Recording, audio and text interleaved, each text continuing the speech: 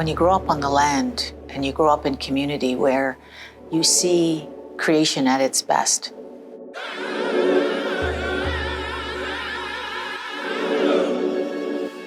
you're always reminded about what is beautiful. And as human beings, we strive to create the very best in us. And one would assume that you would strive to create the very best in what it is that you built.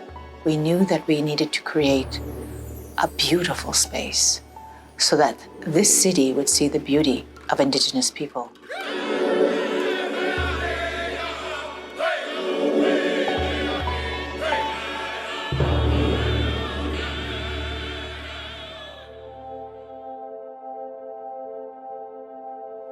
Wabano was the perfect word chosen for this space because Wabano means new beginnings.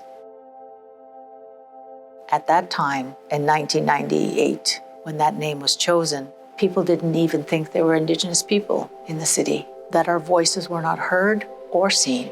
So the word Wabano meant we were on a new beginning. Well, it was a former Continental music store, so it had a few little perks when we came in terms of interest, but it really was a very plain two-story concrete block. And we created as much community in that space as we possibly could.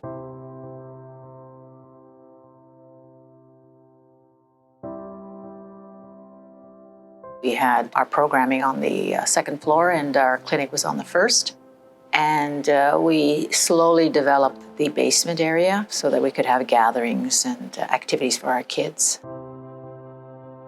I began to realize that space and place mediate our position in complex urban environments. Wabano had become more than just a space for our community. So it was an understanding that we had to create something that would hold our growing expression of who we are as people, a diverse group of people living in a city. And how are we going to express that?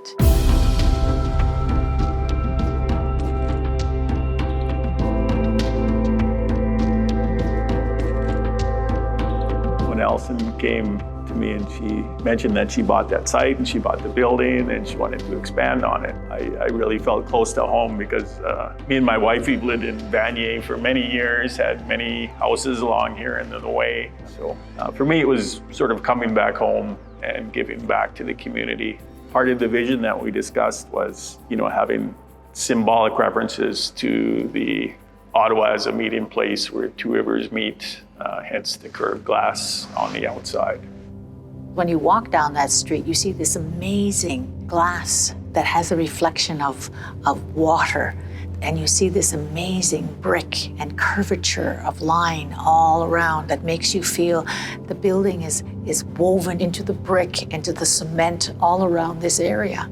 We wanted something that would last a long time and show sort of a first-class building for First Nations. It was a challenge, of course, because we are such a diverse community, and it was to create one where people saw themselves reflected. But it also had to have markers in it that people identified with.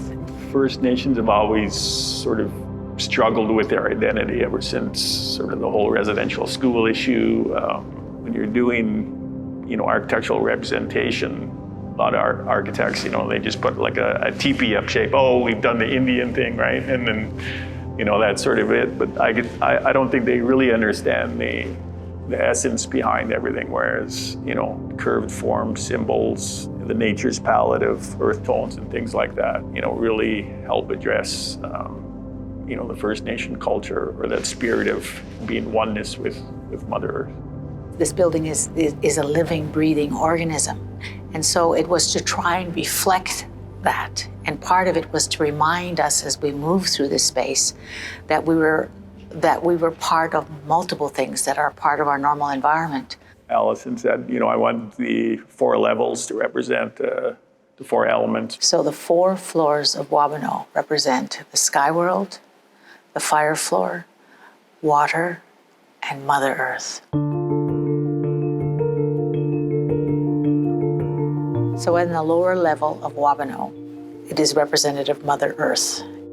Most of the tones and the finishings and that sort of things are very sepia and earth tones, very sort of dark tones representing going underground. So it was the idea of representation of the Mother Earth that we're always fostering and taking care of the earth for the future generations. This is the place where our people bring their children to play. They are nurtured there. They engage in storytelling and all of the things that make our children strong and learn their culture. And then we move to the water level, which is on the ground level. That is where all of our clinical work is done. And we have advocacy for our clients. We also have our traditional lodge that is housed on that floor, which holds, again, the teachings of water and of all of our other medicines. The water level is mostly reflection, color blues. Water is sort of the first medicine that you go to when you typically heal yourself. Water is the primary thing that keeps us alive each day. The second floor of Wabano is a sacred place. When you come in, you come through the eastern door. So you are thinking of grandfather, son, as you move through that space, and you come into this glorious circular area with the 4 directions above them, a hole in the sky for Sky Woman to come down, and she's held by the star blanket, which is the floor of the cultural space. But it's representative of that star chart, that one that helps navigate our ancestors across that Milky Way. The pillars that are here represent the 13 grandmother moons. It reminds us of the strength of our ancestors, and it holds all of our creation stories. It is also a place where you have a sense of past, current reality, and the future. And then you move to the sky world. Most of the color palette in that level is yellows, suns, very bright, very vibrant colors. You'll see a lot of opening views to windows and skylights and things, just have as much natural item as possible. And to, of course, cut down on the energy bill because, again, that is the First Nations way of respecting nature and respecting the earth. We have a residential school exhibit that's on that floor.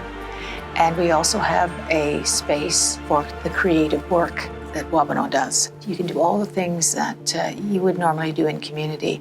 And the Sky World kind of represents multiple things. It represents the grandness of the environment that we live in and the beautiful things the Creator has given us. But it also makes us look forward, to think about what it is that we want to do for the next 7 generations. When designing First Nation spaces, you have sort of this kit box of architectural calculations and things that were discovered in the past that a lot of people don't use today, but I think they should, because there's a great history lesson we can learn from studying other buildings and other places. And if you use things like color and space and form, like this gathering space here, with the dome, is meant to be an acoustic oculus. So if you stand in the middle of that star blanket and you tap the floor, or you have drumming ceremonies in here, how loud they can be, but it's basically a natural amplifier for that sound. And the sound will just radiate from that space just because you're having an acoustic focal point. It is a place of sorrow, but it is a place of joy that allows you to hear your voice. And for some people, that is a fun thing to hear their voice. But for other people who have been to residential schools and have had their voice taken away, it allows them for that given moment to have their voice given back, because it's sometimes the very first time they have ever heard their voice. And then when they speak their language, and to hear that language reverberate, those words reverberate, that memory reverberates throughout the entire space, it is by far the most powerful moment, sometimes, of one's life.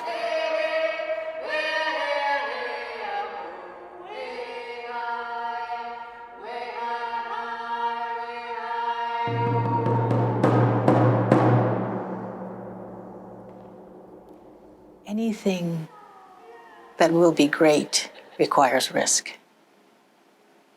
many kinds of risk. And building a building is risky, period. No matter what if you're building a shack in the back of your house, it's a risk because there's all kinds of variables. But to build and to rely on the kindness of the world around you, to create, to have the fortitude and the belief that it can be done. When you have that, you can do anything.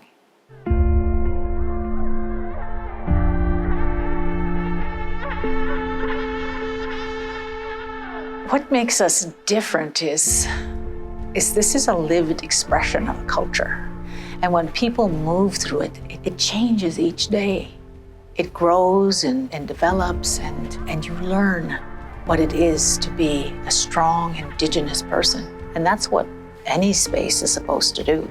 It is supposed to create the best of what you can be. And this organization, this Wabano, this new beginning, creates that every single day for the people who move through here.